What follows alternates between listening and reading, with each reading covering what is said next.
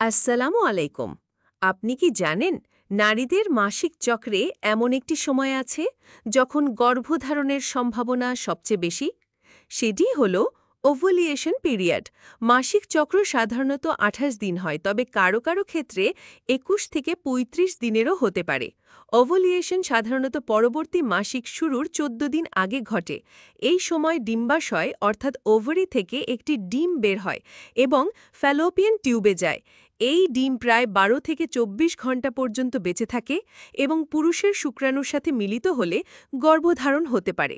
ওভুলিয়েশন period চেনার লক্ষণ: শরীরের তাপমাত্রা সামান্য বৃদ্ধি, সার্ভিক্যাল মিউকাস অর্থাৎ যোনিস্রাব পাতলা ও স্বচ্ছ হওয়া, হালকা পেট ব্যথা বা অস্বস্তি, যৌন আকাঙ্ক্ষা বৃদ্ধি।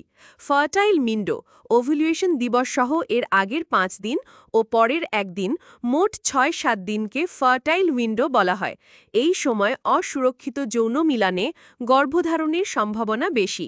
সতর্কতা ও পরামর্শ: গর্ভধারণ করতে চাইলে এই সময় মিলন সবচেয়ে কার্যকর। গর্ভধারণ এড়াতে চাইলে এই সময় সুরক্ষা ব্যবহার করুন।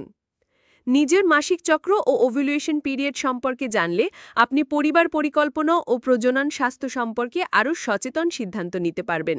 ভিডিওটি ভালো লাগলে চ্যানেলটি লাইক, শেয়ার এবং কমেন্ট করতে ভুলবেন না। আর নতুন স্বাস্থ্য বিষয়ক ভিডিও পেতে সাবস্ক্রাইব করুন। ধন্যবাদ। এই ভিডিওটি তথ্য দেবার জন্য, চিকিৎসা পরামর্শের বিকল্প নয়।